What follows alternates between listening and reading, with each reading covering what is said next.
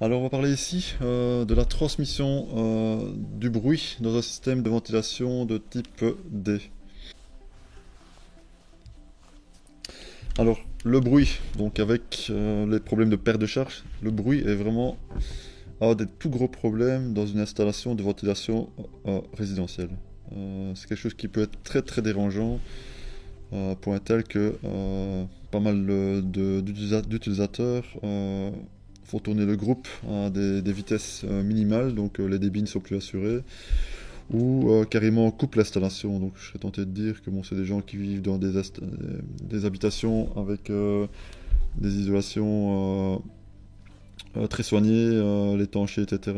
bien soignées, mais voilà, qui vont vivre sans ventilation tout simplement parce qu'elle est tout à fait ingérable. Donc voilà, donc ça c'est le problème à gérer pour qu'une installation soit une réussite. La cause, ben, c'est que il n'y a pas d'atténuateur sonore à la source. Donc ici on a un exemple à droite avec un groupe qui, voilà, qui ne présente absolument pas de silencieux. Donc là c'est vraiment la porte ouverte à pas mal de problèmes. Voilà. Un autre problème aussi, bon, c'est les problèmes de transmission de bruit entre différentes pièces. C'est ce qu'on appelle le phénomène d'interphonie. Voilà, donc pour éviter ce problème-là, ben, on travaille, on, on est parfois amené à travailler en tout cas avec des silencieux entre les différents locaux. Donc là, c'est quelque chose qu'il faut aussi prévoir pour éviter, par exemple, qu'on entende des bruits de toilettes de la cuisine ou des choses comme ça. Bon, ça peut être quand même relativement désagréable. Voilà, il y a alors un autre problème classique. Voilà, même si on a prévu des silencieux, par exemple, pour éviter l'interphonie. Bon, ici, en l'occurrence, c'est appelé pneumacoustique. On y arrivera un petit peu plus tard. Voilà, donc si le passage dans la paroi ici n'est pas colmaté, on peut mettre les meilleurs silencieux du monde, le bruit va quand même être transmis. Donc là, bon, si on doit faire passer une gaine circulaire dans un orifice rectangulaire, bien veiller à bien colmater les ouvertures, hein. Donc si vous avez une fusque à 1/10 cm d'ouverture, le son passera. Donc voilà, il faut vraiment être très minutieux au niveau du colmatage de cette ouverture. Les causes, on en a parlé, les solutions, elles existent. Donc la première chose, c'est de sélectionner un groupe de ventilation qui soit silencieux, un groupe de qualité. Donc vraiment le problème à la source. Voilà, c'est une palissade, mais bon, moins il y a de bruit transmis et moins il faudra d'énergie pour l'atténuer, quoi. Alors bien prévoir des silencieux à la pulsion et à la reprise, donc comme sur l'illustration ici en dessous, donc on a mis un beau silencieux à la pulsion et à la reprise. Donc là, au niveau du local technique, on verra quand même à mettre, donc au niveau du groupe, des silencieux de taille au moins de 600, 900 c'est encore mieux.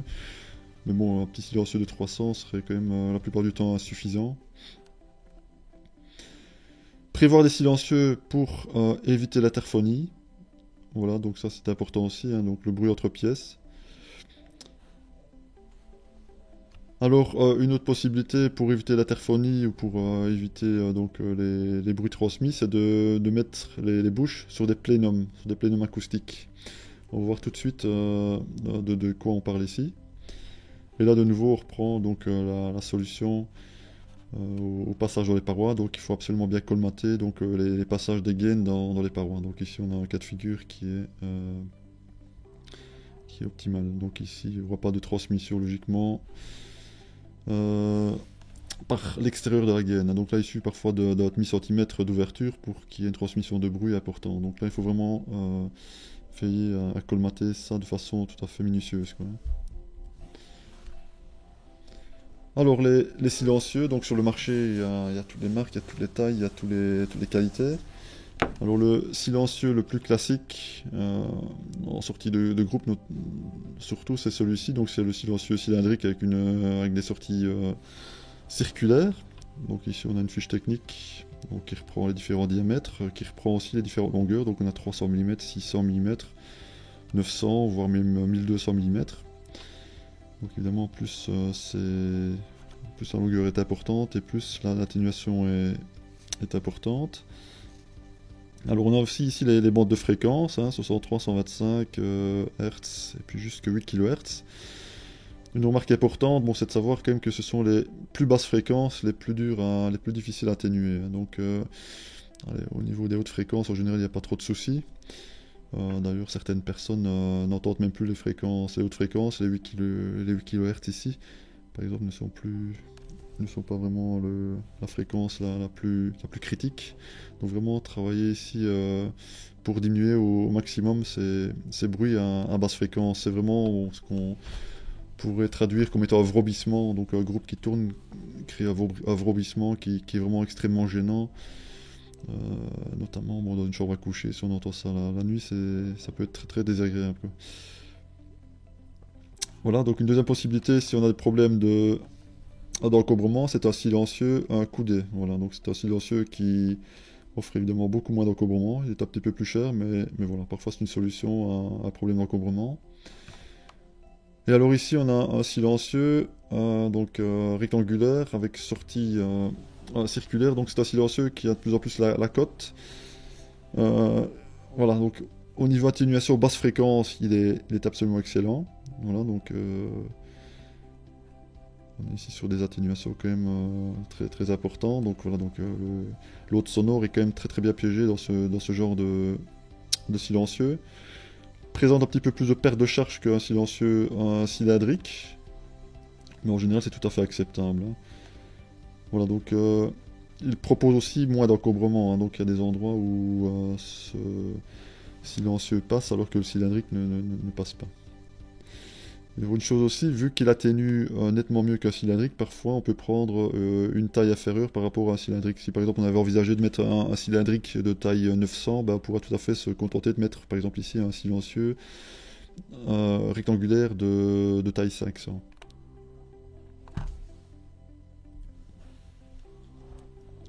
Alors tout à l'heure on avait parlé d'atténuation avec des bouches placées sur un plénum acoustique. En voilà un exemple. Donc ici on est en présence d'un plénum qui est tapissé à l'intérieur par une mousse acoustique. Voilà, c'est un polyester, la marque commerciale c'est de la Q-Tech. C'est un plénum aussi qui propose un clapet intégré, donc le bruit du clapet est directement atténué dans le plénum. Voilà, donc il présente aussi des orifices pour une mesure de pression différentielle. Et alors il a le gros avantage aussi de ne pas être très encombrant, donc pour une taille de 125 on est plus ou moins sur une épaisseur une hauteur de 200, donc ça c'est facilement intégrable notamment dans les bâtiments à ossature bois, donc ici entre deux gitages c'est très facile de l'acérer. À droite là c'est via un faux plafond, c'est tout à fait envisageable de mettre ce genre de plénum, quoi. Voilà, toujours pour ce même plénum, mais ici on l'a combiné avec un diffuseur, voilà. Donc ici on a les fiches techniques, donc au niveau dimension, donc on voit ici sur une taille 125, on est plus ou moins sur un encombrement de 205 mm, ce qui est tout à fait acceptable. On a aussi ici les valeurs acoustiques, hein, donc avec la combinaison plénum plus ce diffuseur. Donc vous voyez qu'ici à basse fréquence, 63, 125 Hz, on est sur des atténuations tout à fait importante. Hein. Voilà. Alors ce même plénum, comme je l'ai signalé, est aussi équipé d'un clapet de réglage, un peu particulier d'ailleurs. Donc c'est en fait un cône qui se meut dans un cylindre perforé. Voilà, donc ici ça se fait avec des cordelettes sur lesquelles donc, il y a moyen de définir le fameux facteur K, donc moyennant également mesure de pression différentielle. Bon, c'est une méthode très précise pour calculer le débit. C'est aussi un clapet qui a un avantage par rapport à d'autres, c'est qu'il a vraiment une plage de réglage tout à fait linéaire. Donc voilà, c'est un clapet de grande qualité. Alors ici on a fait un petit exercice, on a comparé en fait, voilà, ici on a le fameux plénum acoustique avec la bouche dont on vient de parler, avec les atténuations ici qu'on retrouve. Et alors au niveau du prix du matériel, on est voilà, à peu près 125 €. Et alors on s'est dit, on va faire l'exercice aussi, on ne met pas de plénum, mais on va travailler avec un silencieux, et un coude et un clapet. Donc si on fait le calcul le coût du matériel par rapport ici à la solution silencieux de longueur 300, on tombe plus ou moins à 123 €. Un petit peu plus cher si on prend un 600 mm, voilà. Mais on tombe quand même sur des valeurs qui sont très proches ou égales au prix du plénum avec le diffuseur intégré. Pour des valeurs d'atténuation qui n'ont absolument rien à voir, hein. Donc si, je serais tenté de dire que si on a le choix, enfin surtout si on a la possibilité de le mettre, il ne faut pas hésiter à mettre ce genre de dispositif, plénum acoustique plus diffuseur intégré. Alors une petite chose aussi, une petite remarque, ce genre de plénum, à vrai dire, on ne le met quand même pas couramment dans le résidentiel. Donc là il y a deux écoles, en Scandinavie, je pense que 90% des installations sont en résidentiel, sont munies de plénum. En Belgique, ou plutôt en Europe de l'Ouest, on réserve ce genre de plénum uniquement pour le tertiaire ou l'industriel. Et encore, c'est pas des plénums acoustiques. Voilà, donc c'est une réflexion qu'il faut avoir. Au vu des installations qui tournent à faible vitesse ou qui sont carrément arrêtées, est-ce que ce serait pas envisageable de travailler quand même avec du matériel performant au niveau acoustique, notamment jusqu'au niveau des bouches. Voilà, c'est une réflexion peut-être à avoir. Voilà, quelques aspects qui étaient liés à la transmission du bruit dans un système de ventilation de type D.